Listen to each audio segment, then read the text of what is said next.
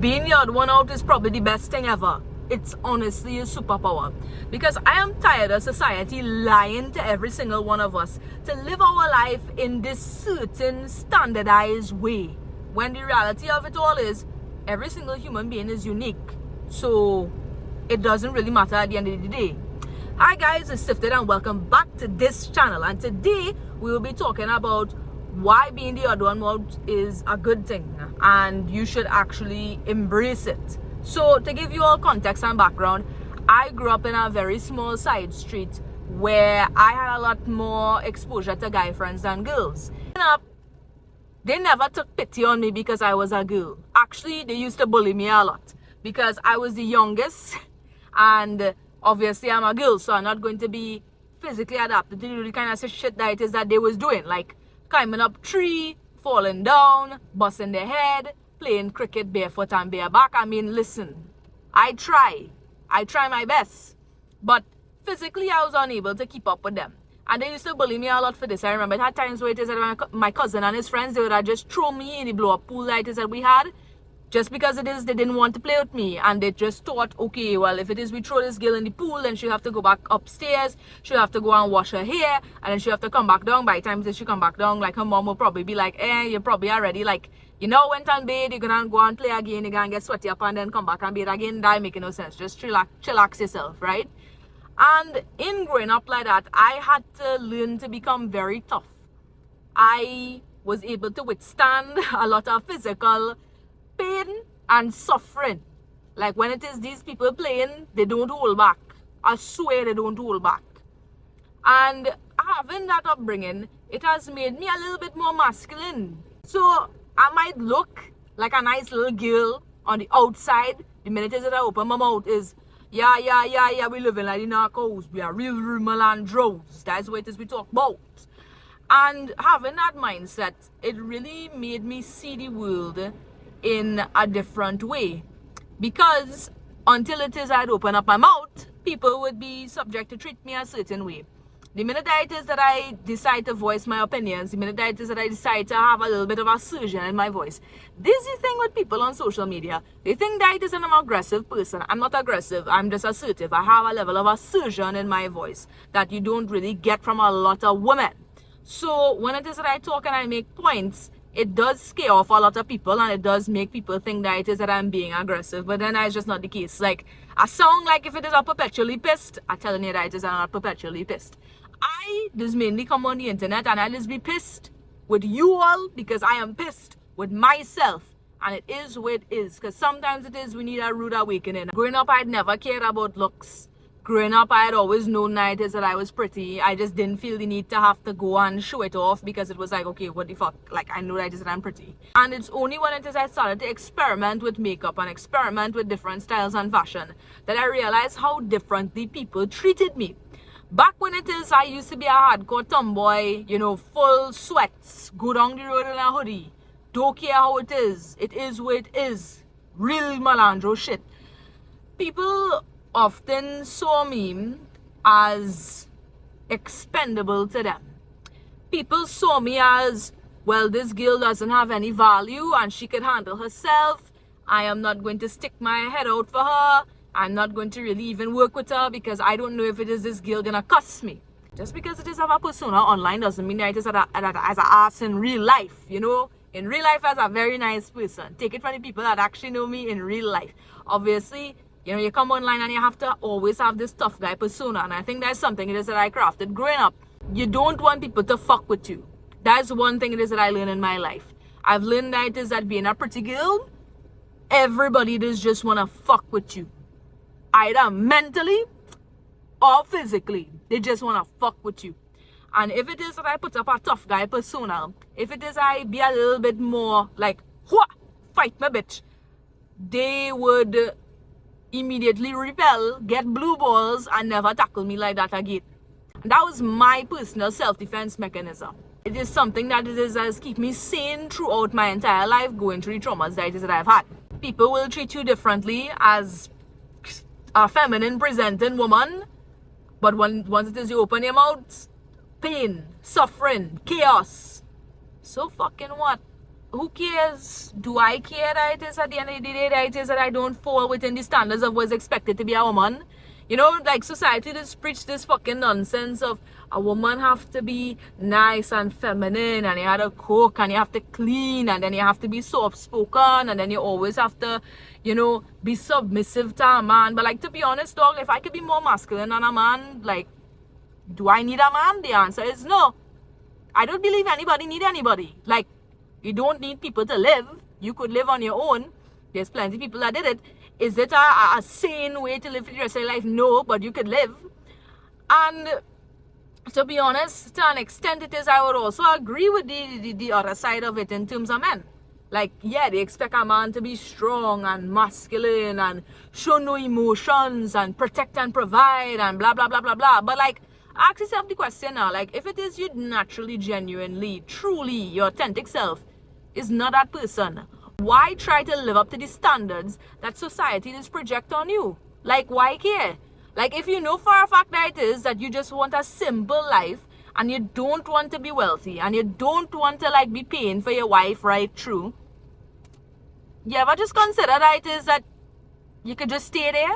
The fact that it is that you let other people dictate how it is you feel, what it is you want, shows that it is that you're weak-minded. No, I'm not saying that it is that people can't learn, grow, and change. And I'm not saying that it is that people could change their mind at one point in life. And that is fair. If it is you want to change, that is fair. Because honestly, I believe that most of the time, change is for the better. If you want a big life, and you want a life where it is that you know for a fact that it is that you have everything that it is that you could ever want. You're driving a nice car. You have the nice house. You have the hot wife and husband or whatever the case is. Then go out and do it. Who is you to put a limitation on yourself? Who is you to think that it is that you can't get exactly what it is you want? Go out there and do it. Don't just chalk it up to fantasy. Don't just chalk it up to, oh, well, you know, this could be nice. Ha ha, he he, hoo hoo. But like, I'll settle for this. Settle for this. Stop settling. The fact that it is that you have that desire means that it is possible. In some reality, it is possible to happen. Do not sell yourself short. Believe in your dreams. Do it. Who is stopping you? Nobody is stopping you but yourself. This is the thing, right? Being the odd one out in my circumstances growing up. I went to an all-girls school. Growing up around fellas my entire life and then going to an all-girls school. That shifts so much of shit in my head because I didn't know how to talk to women as a woman. That's crazy. I didn't know what to talk to them about. I didn't know what it is that they did. I didn't know, like, you know, a lot of them came from very nice nuclear families and I just had a single mother with a mental illness. I didn't know what to talk to them about. They watch different things than me, you know, like I grew up watching a lot of like Pokemon and shit. These bitches ain't no shit about Pikachu. I remember how it is I made my first friend going to that school was because it is I was asking this girl if it is she played any of the Pokemon games and she was like, what's that? And then like a girl behind her post jump up. I was like, oh my god, you just play Pokemon? Yeah, girl, me too. And that's how it is we end up being friends. Big up you, Megan. But yeah, we just had different interests. And that's not to be a pick-me. That's not to say, oh, I line better with boys because boys are less drama. Listen, fellas, they are drama. They just hide it from their female friends because it's some real crazy out-of-pocket shit they do be doing. Even in my family, nobody liked me in my family. Especially my mom's side, nobody liked me. And the reason why it is they didn't like me was because, horse, this way I can never understand. How it is you could hate on somebody for just being born. Backstory on me, my dad, he has a wife. Then he cheated on his wife with my mom. He and my mom was never in a relationship. So, my mom had me. And her side of the family they didn't ever like me. What the fuck I had to do with that? That is pure evil. That is one thing it is I would tell any and anybody, dog. How it is you could hate a child. I didn't do anybody anything.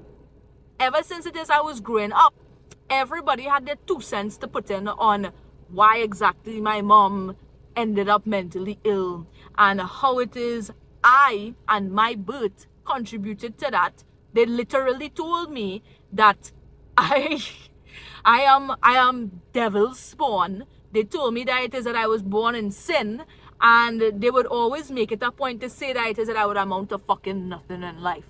I have completely cut off that family. Completely. Because I remember one of the last conversations that is me and those family members had was, oh, you feel big on social media? You feel like you could just go and make a bunch of social media videos, use this star.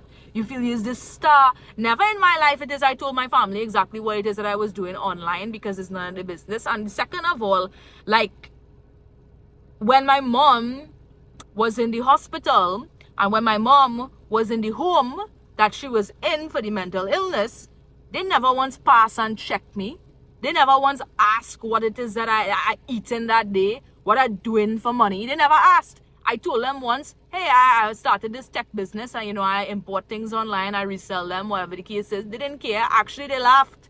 They laughed. They was like, oh, look at the little devil spawn. Look, she's starting a business. Oh, she feel business easy because the family have a business. I asked them for a job. They didn't want to give me the job. Actually, it was a slap in my fucking face when it is they hired another influencer to promote their business. And I was like, oh, okay, cool. If I like get robbed right now, they gonna rob me for fucking $2, dog. I do be keeping fucking cash in my wallet, dog. Alright, take this down, PDN. So he gonna slowly pass in front of my face. I literally don't know what the fuck it is he's doing. I have completely fucking lost my train of thought. Anyway, these people are terrible. They are horrible. Never want to see them again. And you know what? That going through that level of ostracization, it made me fend for myself. You know, it had times where it is that I was living there alone and I was afraid, I was scared. But you know, it made me develop some tough skin. It was like, okay, this is where it is. This is why it is I could stay alone and live the rest of my life alone. I've lived alone for probably what, like 3 years now? I could do it for the rest of my life. I actually prefer it. And it has also taught me that I could rely on myself for shit. If I didn't go through that level of shit, I wouldn't know how to value myself. I've always valued myself ever since I was really young. I think there's a problem with these people. When it is you talk back to the older generation and you put them in a place and you tell them that it is, hey, you can't talk to me like that. Hey, stop talking to me like that. Do not treat me as if it is I'm stupid. They just hate you. And that's what it is I've always done. Maybe that is why it is they didn't like me too. But they didn't have to take it so far. They didn't have to take it so far and insult me like that. And I know a lot of you all probably go through shit with family. I'm no exception to the rule. I go through family problems all the time. Hey dog, I'm going to literally watch this guy and I'm just going to like stare them down. Because this is like the 10th mother cunt fucking time that I'm watching them do this. Being the odd one out has always been the best thing that has worked out for me. Another way that it is that I see being the odd one out is great is when it is I decided to drop out of school. Not once, twice. So I dropped out of Cape. And the reason why it is I would have dropped out of Cape is simply based on the fact that it is that I just felt as though it was doing absolutely fucking nothing for me. Like, I did languages for Cape. I did Spanish, French, literature, and whatever it is we was doing that year, like com studies or some shit. And basically I just did not feel as though if it is I would have completed doing Cape that I would have went anywhere with my life. Like the plan was to do a double major in Spanish and French, but I didn't see my life panning out like that. And also too, the academic pressure was fucking insane because at the end of the day the school wanted a language scholarship, and that year they decided to reduce the amount of scholarships per country to 100 a country. So I had to be 1 out of 100 people to qualify for a scholarship in language, which never happens. They give all the scholarships to people in science, business, and maths. And I did none of those things. It would have been extremely hard for me to get that language scholarship. And I was like, you know what, fuck it. I'm not going to go through this shit. I'm not going to go through it again. Goodbye. I felt as though every test that it is that I was writing, that I knew all the answers on it, but if it wasn't perfect, why bother to do it, dog? So I would just write my name on the test and just leave the test blank.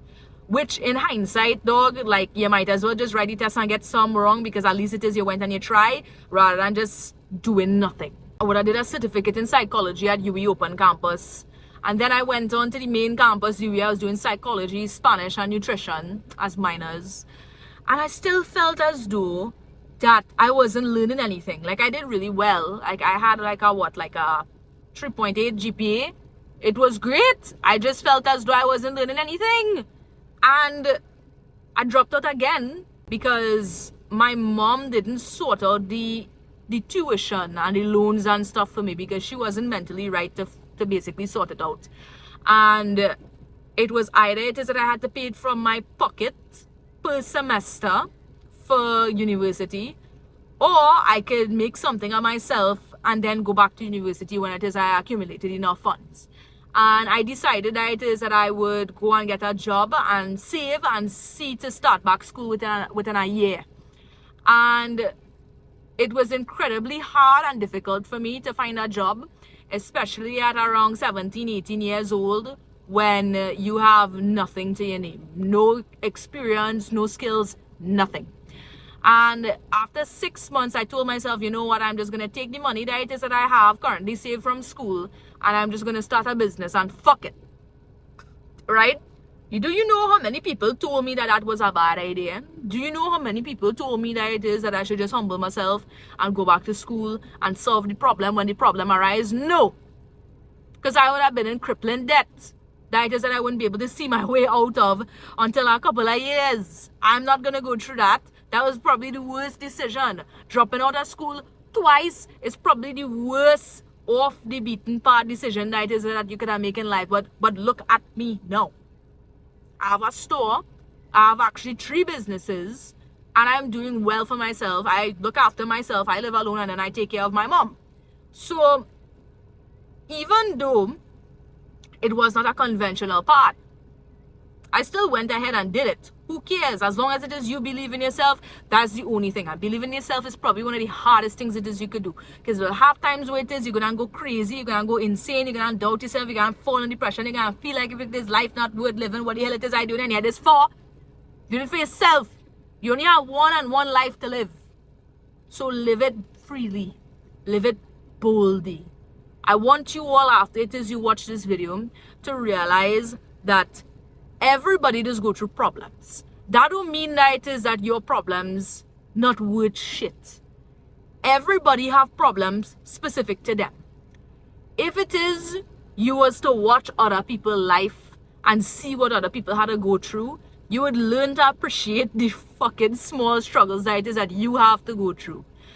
I watched a podcast with Joe Rogan and David Goggins, and I was on the treadmill while it is I was watching this, and Goggins was talking about how hard it was for him to go through all that rigorous training, to go through all that shit, and to become the person it is he was today. Like, and I was like, bro, like if Goggins could go through all that fucking shit, dog, I could do like 5 more minutes on the treadmill. I end up making an hour on that treadmill. And that is what it is that I realized that it is that we had to be doing out here, dog. We have to be like listening to other people's stories and telling ourselves, wow, the man went through all that shit to get to where it is he is right now. And all it is that I have to do is just sit down, make a small video, promote my business. All it is that I have to do is just sit down here, study my book, all my bills getting paid. Somehow they don't realize how easy it is you have. Not to say that it is that your struggles ain't worth shit. I just saying, look at other people's stuff. You would really appreciate where it is you currently is in your life. Anyway, guys, thank you so much for watching this video, and I will see you all next week. I hope it is you all learn something. And with that being said, take it easy out there, dogs.